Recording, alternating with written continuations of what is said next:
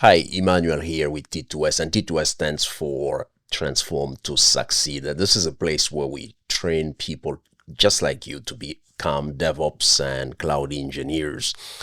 In this demo, what I'm gonna talk about is one of these tools that we refer to as source code management. So you can refer to those as source code management. And let me make sure that my writing board is working okay here. So we refer to these as a source code management tools. And then source code management tools, I mean, they could be many of those, but we're gonna talk about in one of my previous videos, I talked about GitHub. And then today I'm gonna talk about GitLab. So GitLab allows you to do a little bit more than GitHub. GitHub, of course, you have GitHub Actions, and I have a video that I made well, 1 or 2 days prior to recording this one here. On GitLab, you have the GitHub Actions. That's it helps you take care of continuously integrating and deploying or delivering your applications. GitLab also has a CI, continuous integration and continuous deployment or delivery. But today we're gonna focus only on we're gonna focus on GitHub. And before we jump into our demo, our project, I want to say that for you to be able to successfully complete this project, there are some prerequisites. You're gonna need to have Git installed on your system. You need that. You're gonna need also Docker install. And lastly, you will need docker-compose. Docker-compose allows you to orchestrate and manage your Docker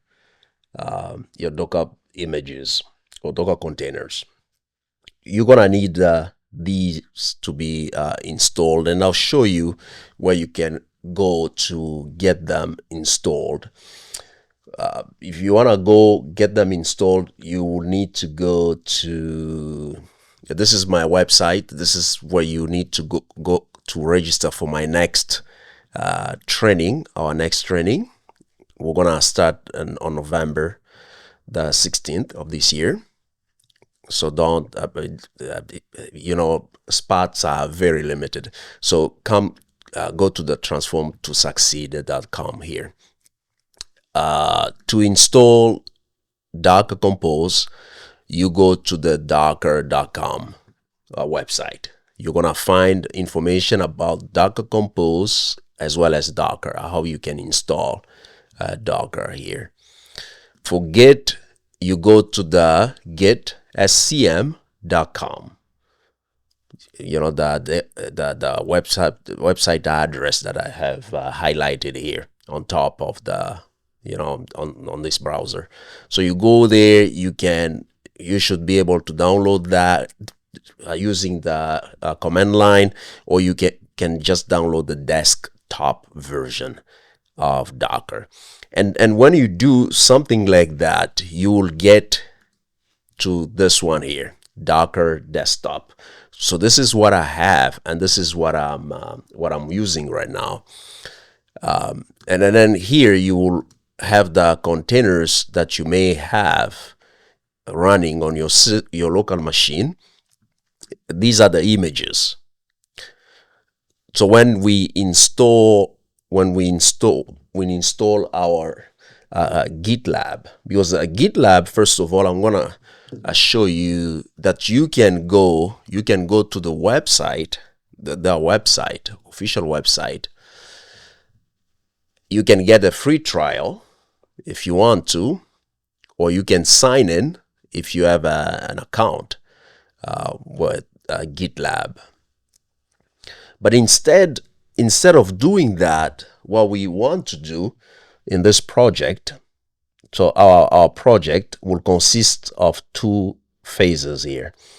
So we have two phases. Phase number one, we're going to install. We will install GitLab.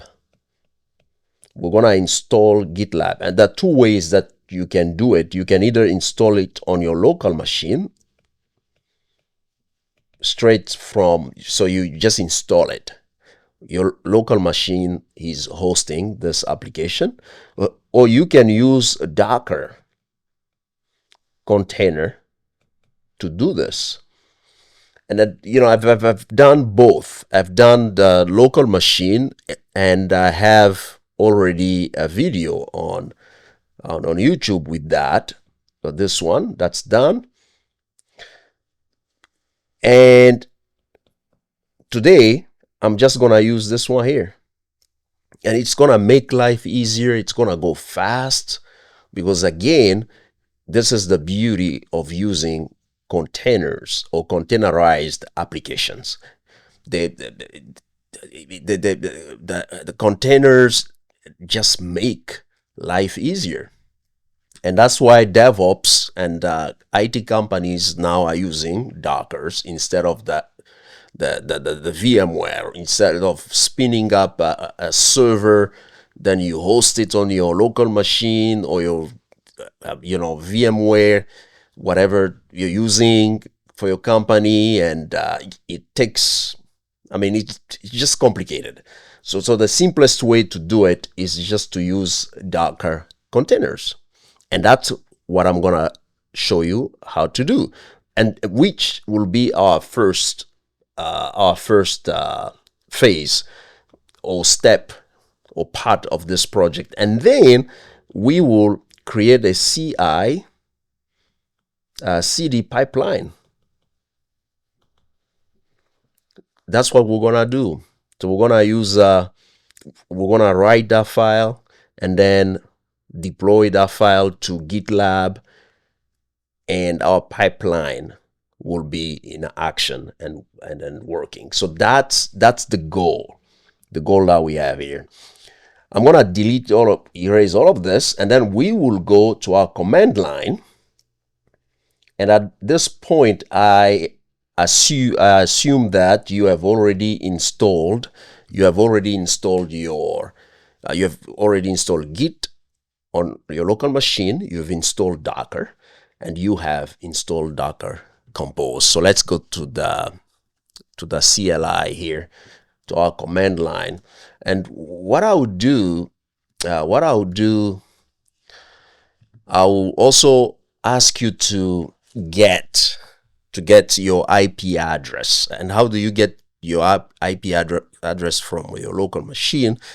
For those using a Mac OS computer, you just go to, you run this command here, ifconfig. You're gonna run that command, and then what you need to do is grab is to kind of like fetch that information. Everything that comes out of this command, you grab only the information that has inet. So that's those pieces of information with the inet will be the one to be displayed. And then out of there, you're gonna have to grab everything but this one here. So this is the local. It's like the loop. Every machine, even if it's not connected to the internet, always has kind of like an IP address assigned. So we're gonna exclude that. This is only for Mac, for those of you using Mac OS. Okay, for those that are using Windows, you can for Linux first, you can use this command here. This will show you your inet, your IPv4 address. And once you get it, then you're gonna have to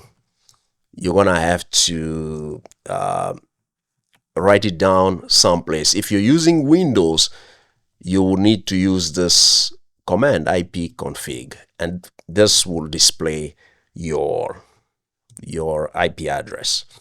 And next, what we need to do, I always say create a working directory. So a working directory.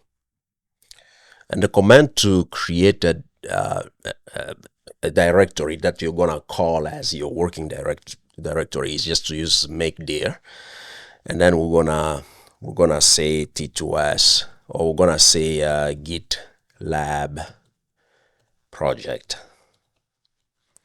So we're gonna call it GitLab project, and then we move into GitLab project. So we have moved there. If I ls to check if there is any content in there, there's nothing. So that's why the output says gives you nothing there.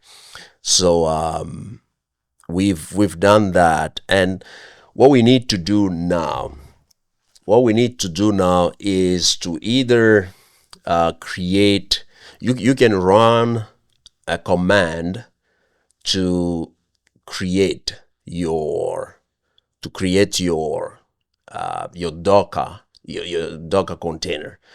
But before you do that, make sure that your Docker is running. So let's say you want to verify that it's installed. You're gonna run this command here, and you see mine is installed. You can do the same with Git. You see I have Git. So let's try docker-compose. We're gonna do the same. So you see, so all of these, sorry, I wasn't showing you here. So this is what I've done. So first of all, I created a folder by using this command here. I'll do history here. So I created, you see here, I created the folder, and I named it GitLab-project. Then I moved into that in that folder, in that directory. And then when I get there, I just checked the different versions of Docker, Git, and Docker-compose. So that's what I did.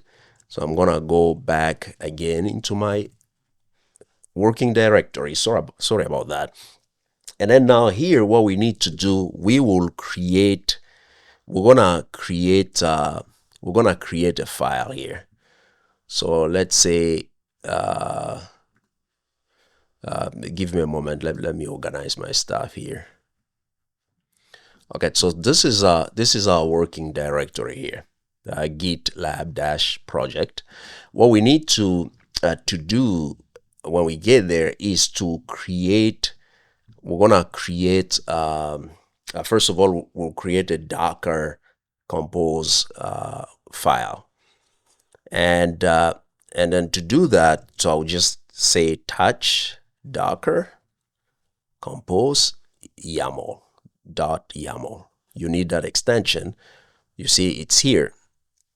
And now that we have it here, we need to add content to this file. This file will create, it's gonna create our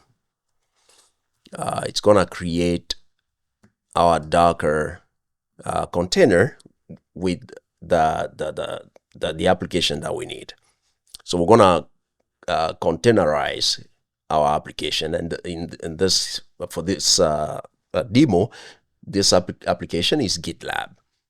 So what I want to do, I'll begin first by saying, okay, we're gonna start with the version, and then the version would say 3.8. And next we go to the services, and the services, this is where we specify what we want to create, and we'll name it GitLab. Then you have to decide where to get this image from.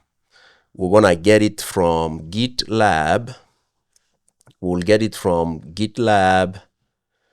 We're gonna get it from GitLab GitLab / GitLab dash CE, and then we use only the latest image.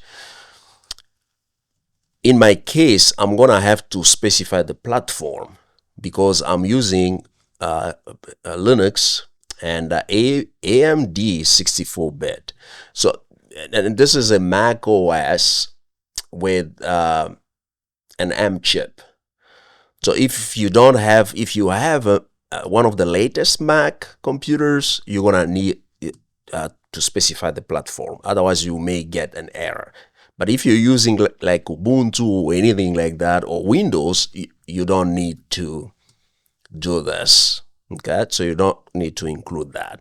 And then next, we're gonna have to specify the container name. We'll give it a name, and we'll call it GitLab. For the host name, this is where you're gonna need either your domain name or your IP address. You're gonna need to add that here. So I'm gonna put I need to do this here. So using like a string there.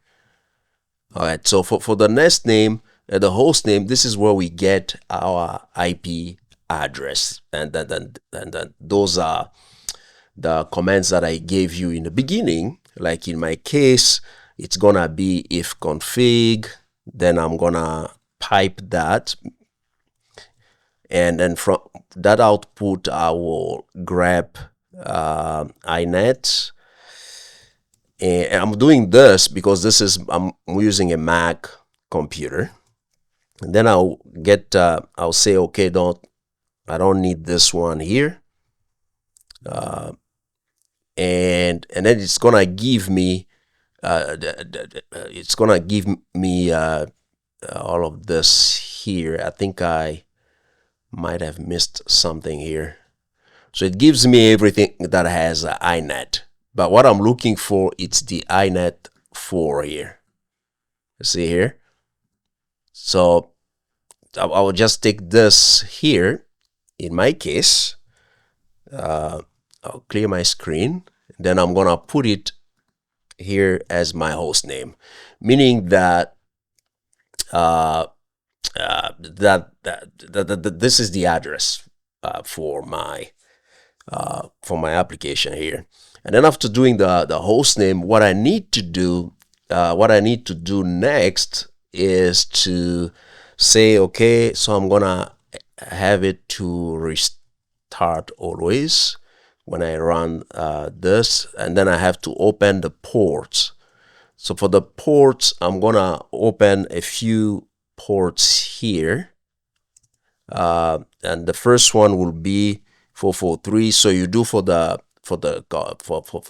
container, and also for the other people to get in. So you open 2 ports here on the container and also on the application to allow access to the application as well. And in this, we'll do 80. So I don't want to change. You can change these depending on the requirement. But my case, I'll just leave them as they are. This is for HTTPS, for securely connecting to your application over the internet. This is HTTP, and this is for SSH, if you want to SSH into your container here. Okay, so next what we need to do is to specify the volumes, because you're gonna need that also specified. So the volumes, we will what am I missing here? So we're gonna move that here. So let me organize my stuff here a little bit better. So we have the image, we have the ports, and then we have the volumes, and we're gonna have a GitLab here, config. So we're gonna have to provide these volumes here. And then we have GitLab logs. We're gonna need that, which we'll store on the var GitLab. You're gonna have to, what we're doing is when we install our GitLab, some of these configuration files and logs files, we need to specify the path where we need to have them reside. And that's what we're doing. The data, where to put it, this is gonna be here. And then we're gonna have to add / there. So we've done that, and the next thing that we want to do is to come down here. I'm gonna indent so that it goes with GitLab here. So I indent that, and what I need is this information here. So I'm gonna need that, and then I'll say volumes here.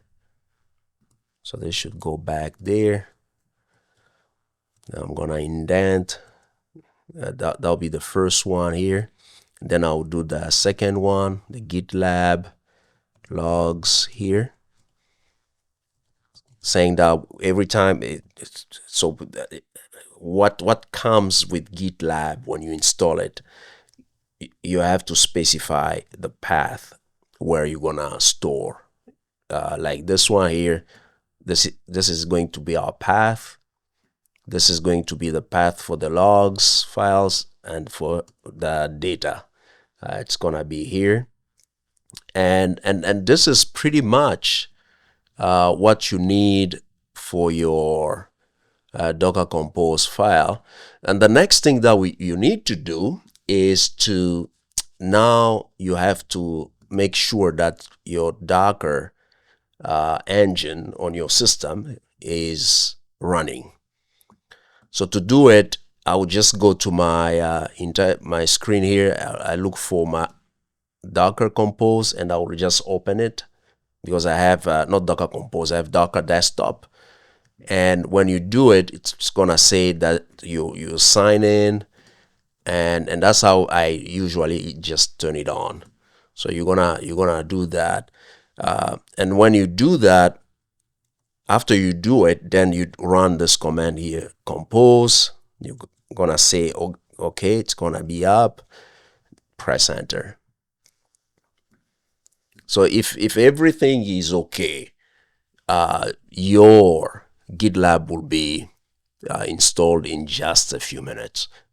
And I'll pause to get back to this. And you know that before even I pause, the difference between using a containerized GitLab application to installing GitLab on a virtual machine is the time. Look here. It's been about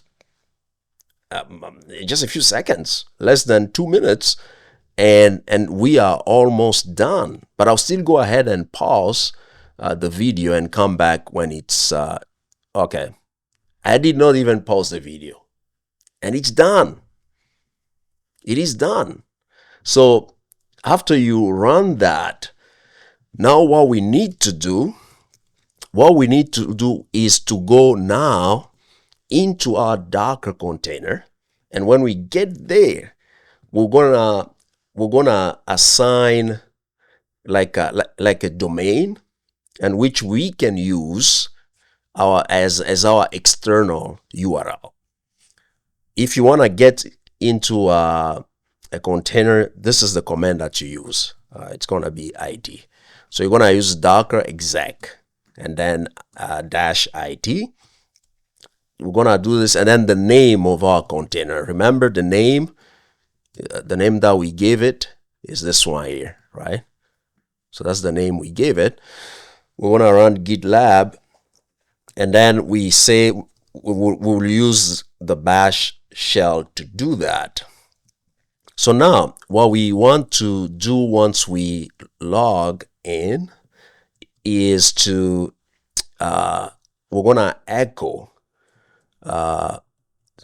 this line here saying that our external URL, it is going to be HTTP, and we'll use local host. And then when we finish doing that, what we need to do next is, okay, so we will be putting this line. We'll put this line. We're gonna put this line into this file here, GitLab RB. This file, this is where you get a lot of information. It's a the kind of like the primary configuration file of your GitLab application, and we're gonna add actually this line to this. So when we use the double right arrow, it means we're gonna append. We don't, if you do just one, you're gonna remove the previous content and replace it with the new content, and we do not want to do that. When you have like this double sign here, it means that we want to run more than one command on the same line. And in our case, we're gonna use this command here, GitLab-ctl, and then what we do here, we're gonna reconfigure, meaning that we want to apply the changes. So this change here, so we want to apply it. Verify that your command looks okay. Always verify and press enter. And then this may take a little bit of time.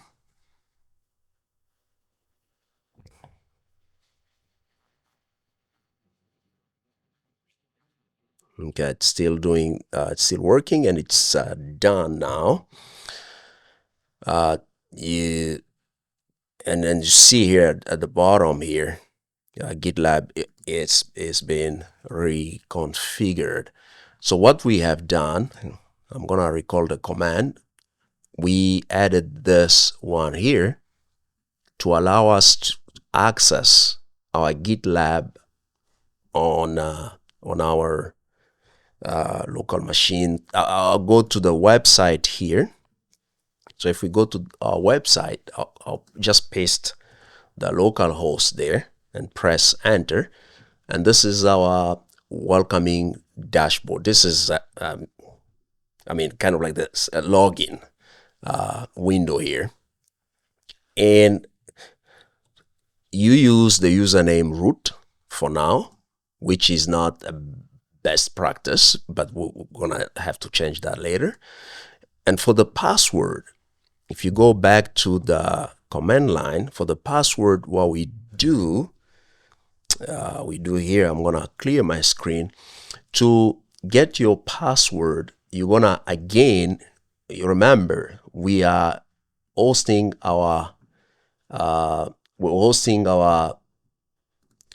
application on a container, meaning you always used to use the command docker exec and then space -it.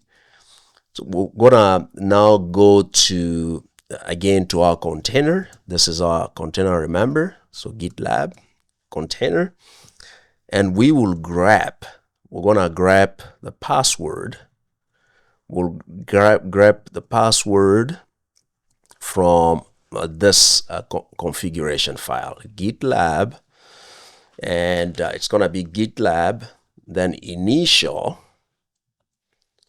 root, and password.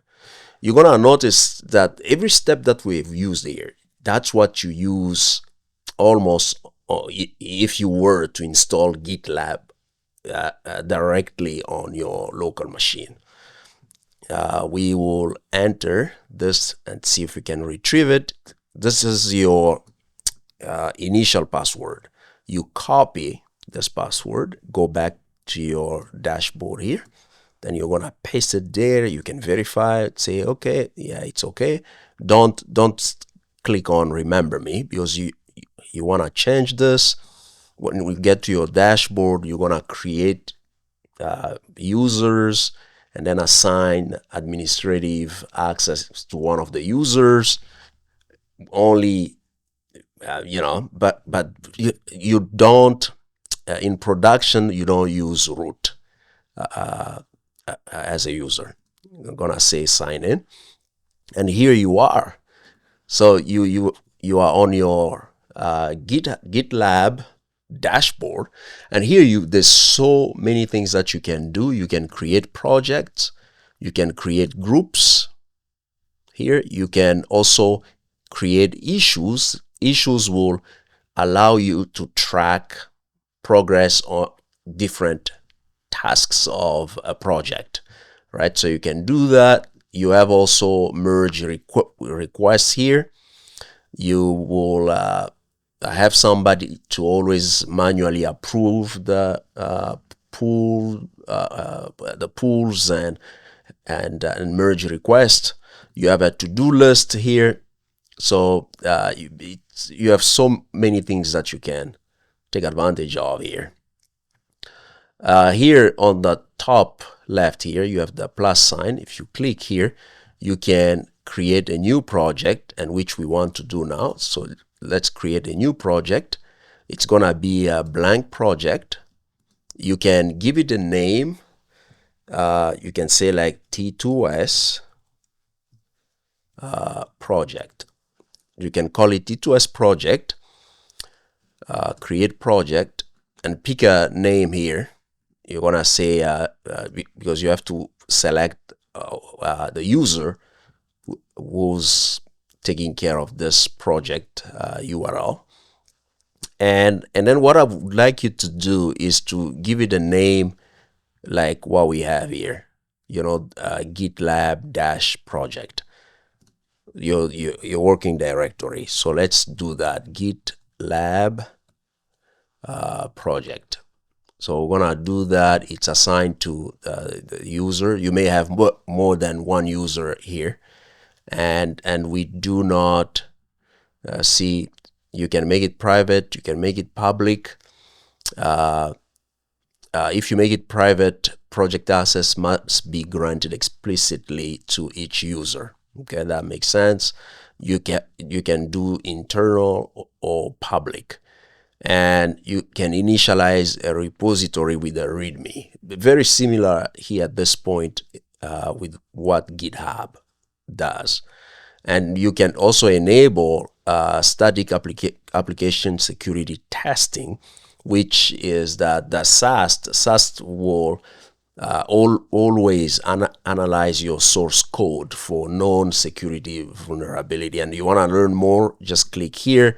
It takes you to the next to another window, and you can read here. You have static application security testing. You also have dynamic application security testing. You want to read more about this, just go ahead and do that. For now, let's go back here. We create our project, and this will take some time, and here we are. So we have the T2S project, and that's the name of our project.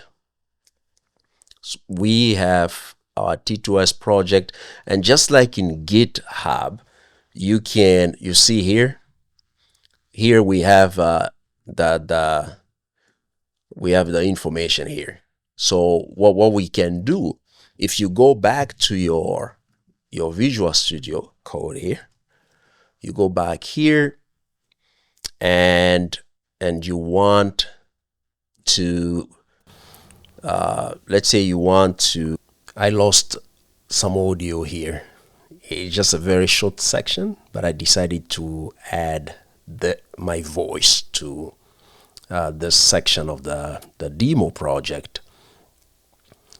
I may not probably remember what's going on here, but the thing is, you want to add the remote repository to your local machine so that you can begin pushing your your local repo to that. And then we get this error, and this is because we have not initialized the working directory, and that's why I keep getting this. I kept getting these error messages, and so sorry about that. But it's a way to like troubleshoot live, right?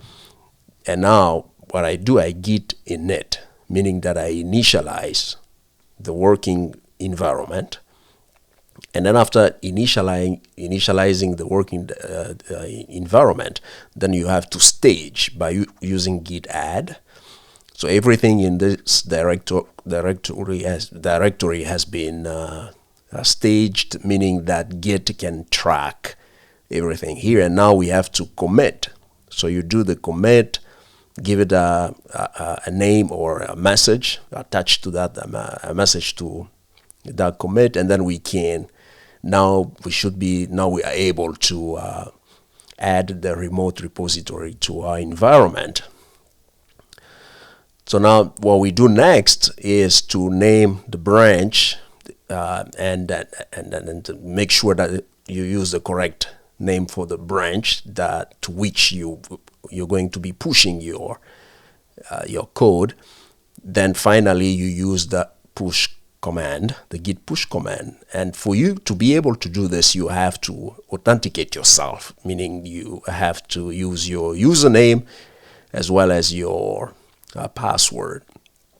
The username is root,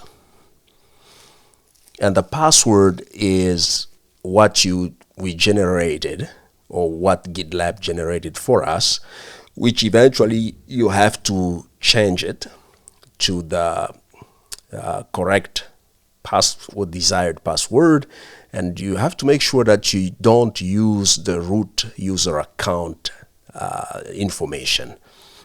So you're gonna have to set up an administrator account, add some users to some groups according to the requirements from your company. You're gonna do that, and then after doing that, for us to generate again the password, you use the command that I showed on the screen there. And now we should be able to use the admin user account, username, and then a password. So I just pasted the password, and now we have an issue here.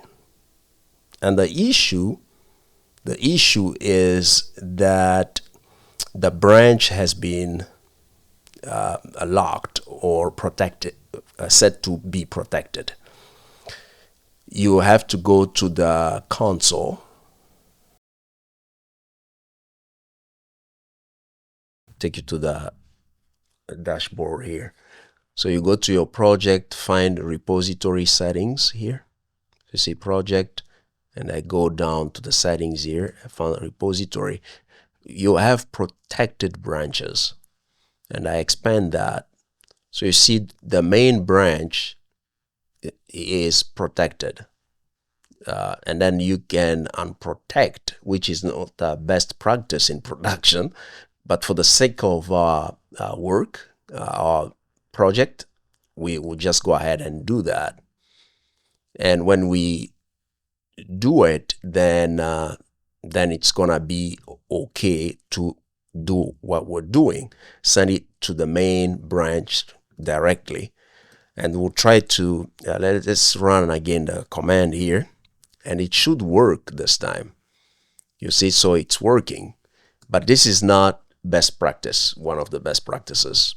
So you don't do that. You create a user who will be the administrator. You set up some other users, and some of them will be like developers and stuff like that. those, when they push changes to GitLab, those changes, those revisions, they have to be approved. And that's why we protect the branches. GitLab allows you to do that. I'll clear my screen, go back to our account here, and this is what we're looking at here. And these are the steps that we followed. If you refresh, you're gonna see that even our docker-compose.yml file has been sent here. So you see, this is what we created, and of course you do not want to expose this, your IP address. This would be like a secret because it's a sensitive piece of information that you don't want to display on GitLab here. And then I'm gonna stop here because we have covered so much. We've covered so much today in this video, and I don't want to make this video longer than 40 or 45 minutes. What we have done, we've talked about GitLab, how to install it using a container, Docker container. So that's pretty much what we did, and I hope you enjoyed the video. I will see you in the next one when I talk about GitLab and how you can incorporate pipeline. It's gonna be a much shorter video than this one here. Thank you for watching. God bless, and I'll see you next time.